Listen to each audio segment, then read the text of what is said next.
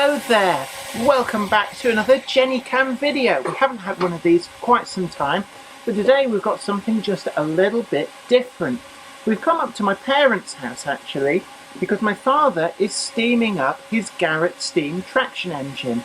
Now it's a little bit smaller than you might imagine. It still weighs about the same as a mini car, but actually it's 1/3 scale. And that means that in every direction it's 1/3 the size of the full-size prototype that it's modelled after. Now you can hear it hissing away here. There's a fire in it and just building pressure, but hopefully we're going to be able to get this running a little bit later on. Now I know a few of you have been asking after this because I did show you some pictures quite some time ago of it nearing completion, but now it is complete. It's time to revisit the Garrett and just see how it's come together.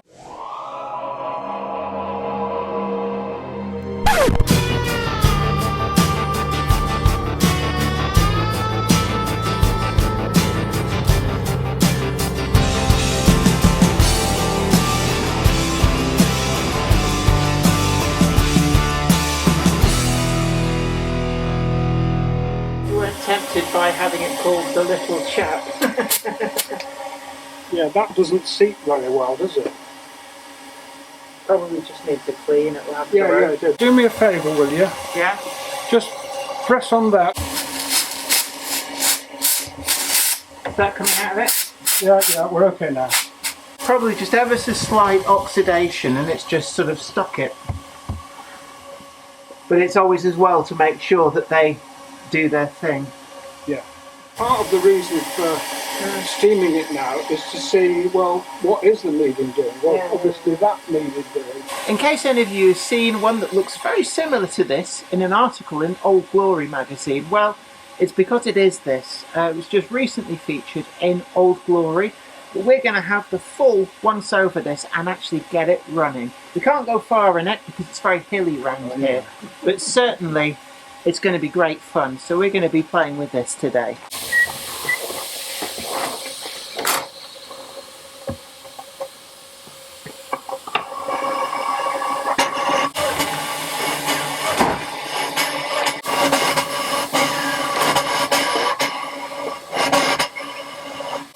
Yeah, it's going. Right. Yeah, it's alright. It's alright. Just thinking out loud. Not much of a roaring fire. Have you got the damper open? Yeah. What I can do is put this on and... Does the heat bother us or is it alright?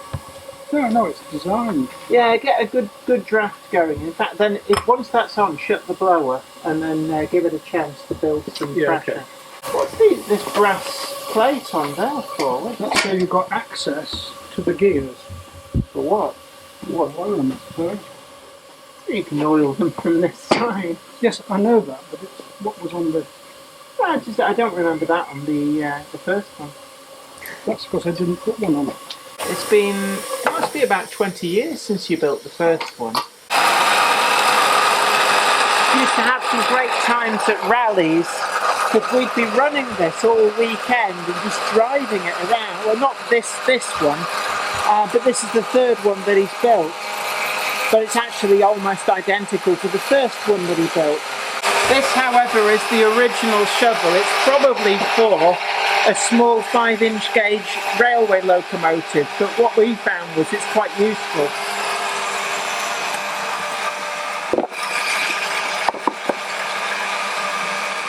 The trick to firing it is to make sure that you don't have any gaps in the fire. Otherwise it just sucks the air straight through.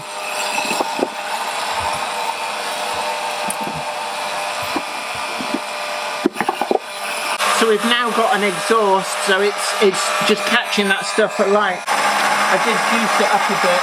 It's alright. Have you got where's the big stick? Right. So we just need to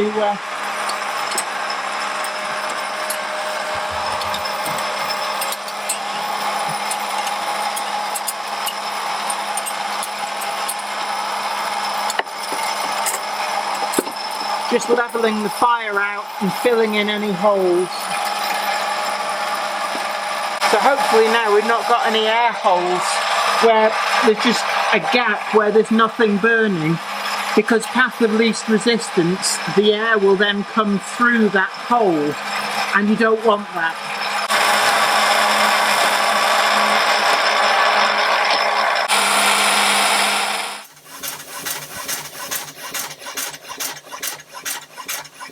Trying to get the injector going, can't get it to work. It always struggles with that.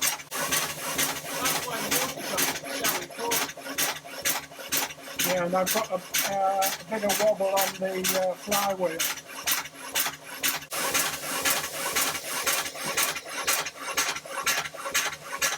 Right, let's see if we've got some.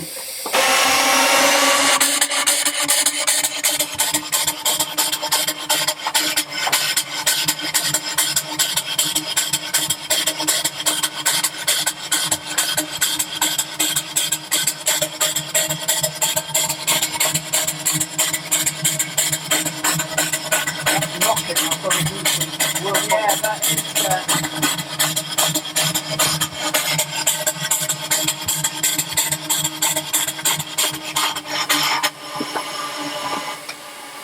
You see,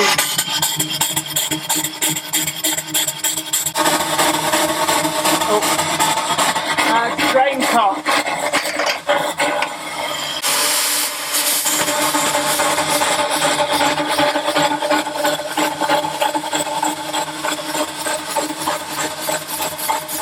That is quite bad banging on that. there's, isn't it? It seems to be bogging down with stuff. If you look there, it's blasting lots of black water out. Is that the oil? I don't know, where's it coming out of? Well, It's blasting some out of there. yeah, but I put a lot of the water treatment in so it would get on top of it. Yeah. So I wouldn't worry too much about that. I And think- initially you get lots Yeah. of these things. See, I remember on the first one, you put like a crank into this to avoid hitting that, and it's actually Yeah, I know. I it's know. hitting. It's the oiler it's hitting, because I seem to recall on the first one it unscrewed the oiler. Do you remember? And just sort of chucked it away because it slowly unscrewed it. Yeah. It's just drain cocks are open, so.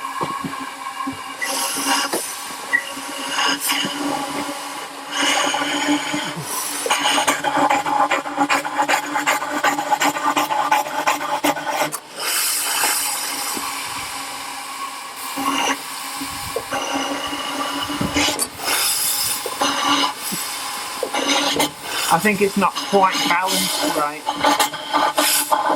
Yeah, that's not balanced. The timing's off. Yeah, because that's why it's bouncing.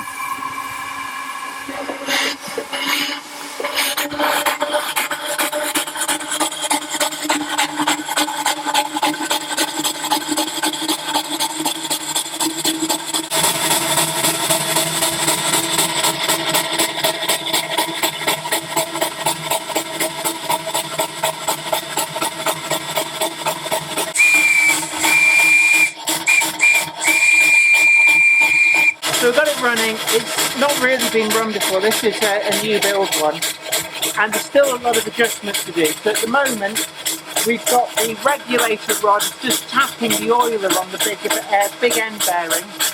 We've also got a problem with the drain cock, and the timing's not quite right as well. And we're just now working on the water pump, which is really important to make sure that that works.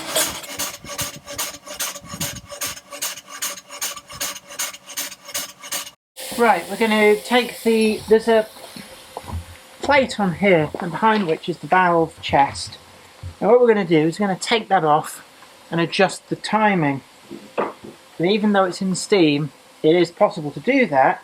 Just got to be a little bit careful, otherwise you get a blast of steam in the face. The reason we're adjusting the timing is because it's not in time. You could hear that with its exhaust, and it was kind of fighting itself. So the idea of this is to get it to run in harmony with itself, so we've got the steam going in at the right point, the exhaust at the right point, and then it should make it run far, far smoother and more efficiently, and also get rid of that kind of angry exhaust bark that we had as well. It should just sort of wiggle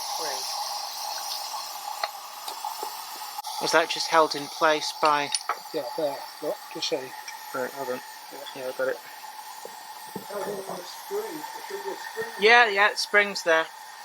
We do it first of all in fully forward and turn it over so it opens at the right point. Can we do that now? Yeah, yeah. Okay, full forward gear. So it's full forward. Yeah, that's right, yeah. This is where I've got to think. Think. Yeah, the front one should be pretty much on the verge of being closed. Otherwise, that's still letting in steam when the piston's trying to go back against it. Yeah. So that's your problem. Well, there, look to see that thread. Oh, right, That can be screwed in. So, the ports that are in there, if I can just get in. Beginning to open, yeah. Just there, when it's straight up, right? Hold on, that's letting steam into the front of the piston as it's still coming forward. Which is no good at all, is it? That's why it was making the angry noises. It was actually working against boiler pressure. So that shouldn't be opening the front port until there. And as you're pulling it back, when does it expose the back port? At that, it's starting to expose the port at the back. So your timing is way out. Just put it into reverse, full reverse. Let's see why we were getting nothing with that. Okay. Right. Neither of your ports are exposed. Oh. Haha. It's not even moving it. Yeah, getting nothing. It's just... In fact, we should have spotted that. That's just well out of alignment. And that's because this is going above that. These two still need to be either side of that to move it. Once one goes to there... Oh, what? Look at that. Right, watch that. It's not moving. That's what's wrong. So the eccentric is not gripping the... How are they attached? Well, just by grub screws. So, yeah, there's your problem. So your eccentric's just spinning on the axle. The eccentric isn't moving at all. It is, as you say. I'm going to have to take the whole... Did you have to take the crankshaft off for that? Oh, yeah. Right, well, let's see if we can get the front one to be right. But we can't, because that's in the wrong place. That is the front eccentric, right? So it's working all right. No, but it's going to be affected by this or the lack of... There we are, just it doesn't. Yeah, and they're well out of... It's just slopping around. It's like it's not even got a grub screw in it. It is, isn't it? Yeah, but that sets the front... That set's going forward, that set's going back. So we can still get this in the right position. I've just got to set that up then again so that it works right. Do you see, you've got it sort of on a straight line so that it's going through. But is it going the right way? Let's have a look. That is spot on. I spent a lot of time, and it's right, you see, it's in a straight line. What you can see here, this is why we do these live steaming tests, is because you always find little problems. And you gradually work through them, and eventually it works absolutely perfectly. But at the moment, one of the eccentrics, which controls the timing to it, is out of alignment. In fact, it's loose. It's just spinning instead of gripping. So the actual eccentric is not doing its thing. And that means the timing's completely out, to the point where it explains a lot of the problems we've just been having. But we're just going to try and get that sorted. And then it's a case of steaming it back up again and then trying to get to the next problem and solving that. They were all loose. Is that because it's got hot and they've backed off, or is it... Must be. They're not working loose as it's running, are they? No. That explains why it would miss a beat. Yeah, that's when it was getting loose. We've got to think that that's fully back. So we're wanting this front one to open to let in the steam to push it back. Agreed? And the steam at this end needs Yeah, to open. so this one wants to be open. Trouble is I cannot see it. Can you see it? Okay, well, that's as far forward as that's going to go. And so the eccentric is right at the front, so it's pushing back. No, we want it way back. That's where you need to adjust on that, I think. Maybe. Let's just have a think here. I think that... No, the adjustment needs to be on the eccentric rather than on these. I'm just saying that this is as far forward as it can push that. It won't go any further forward. We're just trying to wrap our head around the timing. It's quite tricky. So, right, that's all the way to the front. But it doesn't want to be. It's too far forward. Look, if we get this in the right position for forward, then we loosen it, push that into the right position, then tighten up. We should be right. The back port is actually wide open at that. Well, it would be because it's so far forward. So it's actually too far forward. Oh, yeah, it's as far forward. It wants to be... I think that eccentric's still tightened up, isn't it? So if you move this... Actually, I can see the back port, so if we roll it, I'll tell you when the back port closes. The back port is just closed at that, which means that completely wrong.